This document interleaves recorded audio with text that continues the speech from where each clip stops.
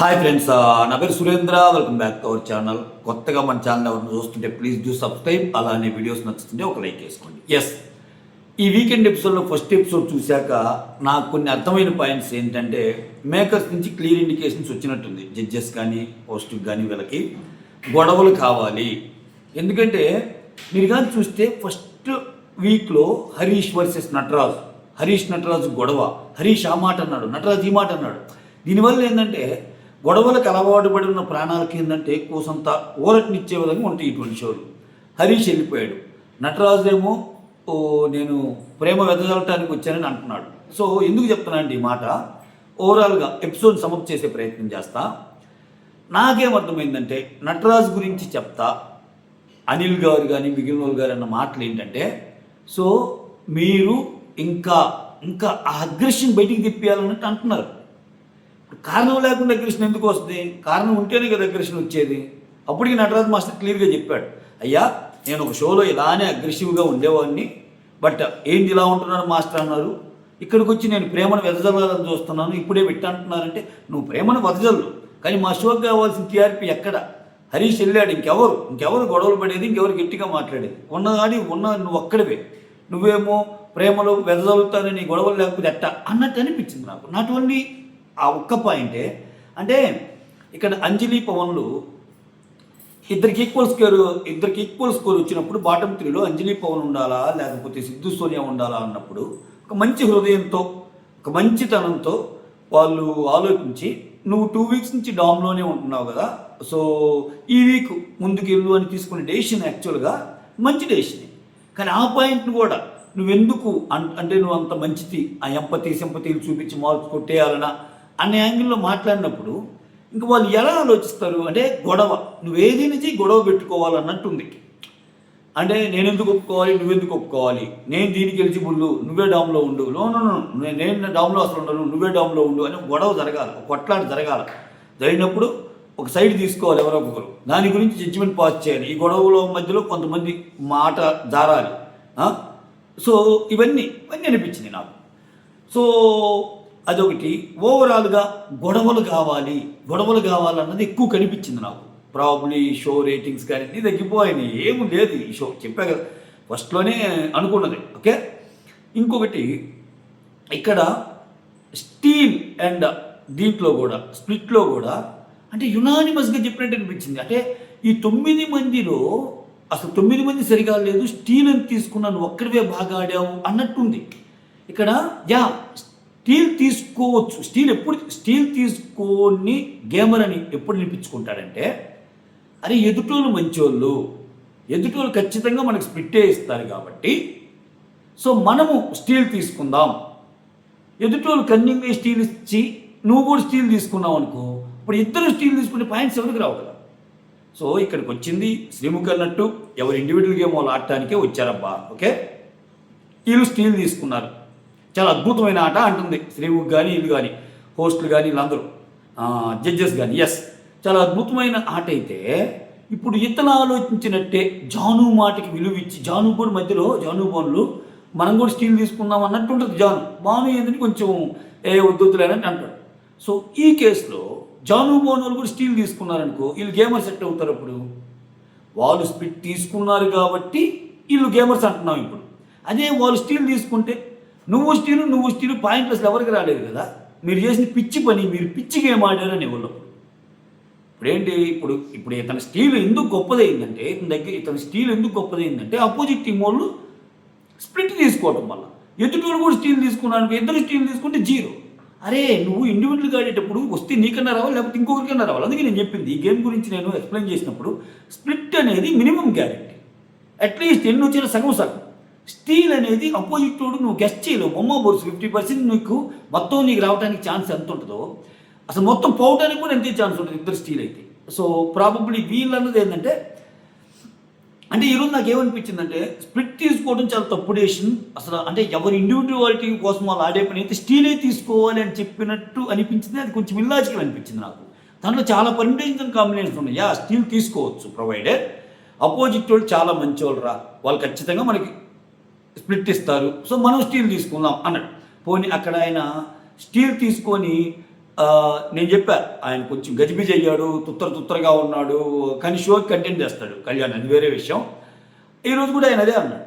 ఇప్పుడు ఆయన స్టీల్కి ఒక అర్థం లేదు కదా, స్టీల్ తీసుకున్నాడు. స్టీల్ తీసుకున్నప్పుడు ఈరోజు చాలా మంచి పాయింట్లు రైజ్ చేశారు కొన్ని విషయాల్లో మాత్రం. నువ్వు 2000 పాయింట్లు తీసుకోవాల్సి వచ్చినప్పుడు హయ్యెస్ట్ స్కోర్ ఉన్న వాళ్ళ దగ్గర నువ్వు పాయింట్స్ తీసుకుంటే నీ కాంపిటేటివ్గా ఉండే వాళ్ళకంటే కొంచెం ఎక్కువ లాగినట్టు ఉంటుంది. తర్వాత గేమ్స్లో నువ్వు బాగా ఆడి నువ్వు పాయింట్స్ కానీ తెచ్చుకున్నావు అనుకో, టాప్ ఉండే వాళ్ళని దాటుతావు కదా నువ్వు, అట్లీస్ట్ రేస్లో ఉండడానికి ఛాన్స్ ఉంటుంది కదా ఆ పర్టికులర్ వీక్లో కూడా. అలా చేశాడా? లేదు. అందరికంటే ఫోర్త్లోనూ థర్డ్లోనూ ఉన్న బ్రిటో సద్యా దగ్గర తీసుకొని వీళ్ళకి ఇచ్చాడు మళ్ళా. ఇప్పుడు నువ్వు వీళ్ళ దగ్గర స్టీల్ గేమ్ ఆడిందే, నాకు ఎమోషన్స్ ఇవి కాదు ముఖ్యం, నేను ఇండివిజువల్గా గేమ్ ఆడటానికి వచ్చాను అన్నప్పుడు ఆ పాయింట్ నువ్వు తీసుకోవాలా, మళ్ళీ వాళ్ళకి ఇటువంటి అదే అన్నాడు. ఇక్కడ కొంచెం లాజికల్ రీజనింగ్ బాగానే ఇచ్చాడు మనోడు. ఎవరెవరి దగ్గర ఎందుకు తీసుకోలేదంటే శివ్ కాలు లేకపోయినా వీరోచితంగా పోరాడాడు, తర్వాత అసలు ఆ అమ్మాయి పేరు ఆసియా అసలు ఎక్సలెంట్గా ఆడింది, లేకపోతే ఇంకొకలాగా ఆడారు అన్నప్పుడు బ్రిటో సంధ్య కూడా చాలా గట్టిగా ధీటుగా సమాధానం చెప్పింది. నువ్వే అన్నావు కదా స్వామి, కాలు బాగలేకపోయినా సూపర్ ఆడుతున్నావు నువ్వని, కనపడలేదని. ఇక్కడ అదే ఈయన కొన్ని మాటలు నేను మర్చిపోతాడు ఈ కళ్యాణ్. సో ఆయనకి అది కొంచెం తికమక మనిషి ఎట్టయినా, బట్ ఆ టైంలో ఆయనకి ఏది అనిపిస్తే అది. ఆ తర్వాత గ్యాప్లో ఆ కపుల్ గురించి చెప్పేటప్పుడు వాసంతి ఆయన మాట ఎందు, కళ్యాణ్ మాట ఎందు, కళ్యాణ్ వాసంతి మాట కాకుండా అందరి మాట ఏంటో అన్నప్పుడు, ఏందమ్మా నువ్వు మా మధ్య ఫిట్టింగ్ పెట్టేటట్టున్నావు అని ఒక ఇచ్చిన ఎక్స్ప్రెషన్ అయితే సూపర్ అనిపించింది నాకు. సో ఇంకా రాధా గారి జడ్జిమెంట్ తెలిసిందేగా, మీరది ఇట్లా అంటూ ఉంటుంది. నాకైతే పెద్ద ఎక్కదు ఆమె జడ్జిమెంట్. సో లయా గారు ఈరోజు బాగా మాట్లాడారు అనిపించింది నాకెందుకో. లయా గారు కొంచెం రియలిస్టిక్గా, అసలు ఫస్ట్ ఆమె చాలా తక్కువ మాట్లాడేవాళ్ళు. ఈరోజు శివ్కి నువ్వు ఎక్సలెంట్గా ఆడావు, ఎక్స్ట్రాడినరీగా ఆడావు, కాలు బాగా లేకపోయినా వీరోచితంగా పోరాడావు అని రాధా గారు అంటుంటే, లయా గారు మాత్రం కొంచెం దానికి భిన్నాభిప్రాయంగా జడ్జిమెంట్ పాస్ చేశారు.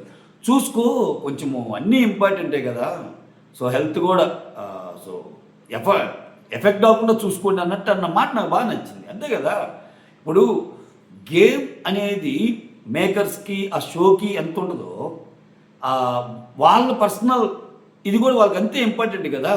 ఇప్పుడు ఈయన మరీ అబ్బా ఈ శివ అనే అతను ఆ మాట అనగానే నేను చచ్చిపోయినా సరే ఆ మ్యాట్ పర్ ఇచ్చేది కప్పు కొడతా అన్నట్టు, అంతొద్దులే నాయన అన్నట్టు అన్నాడు. అనిల్ గారికి కూడా ఇది ఓవర్ డైలాగ్ లాగానే అనిపించింది.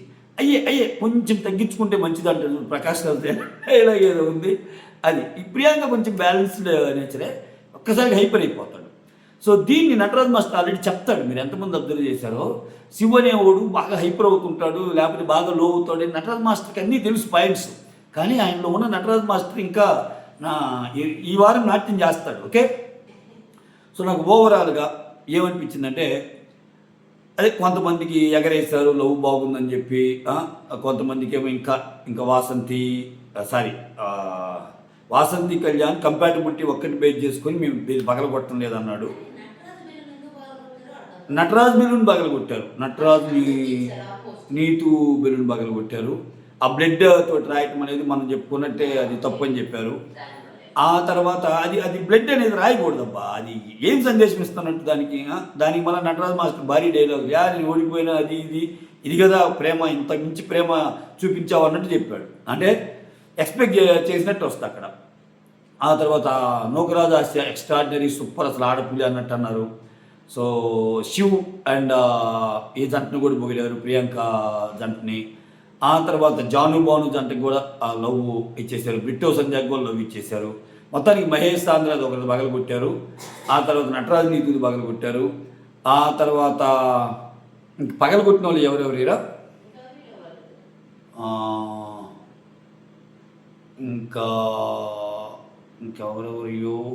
ఇంకొకరు పగలగొట్టారు. సరే, ఎవరు పగలగొట్టినా ఉన్న మెయిన్ పాయింట్స్ అయితే ఇవన్నమాట.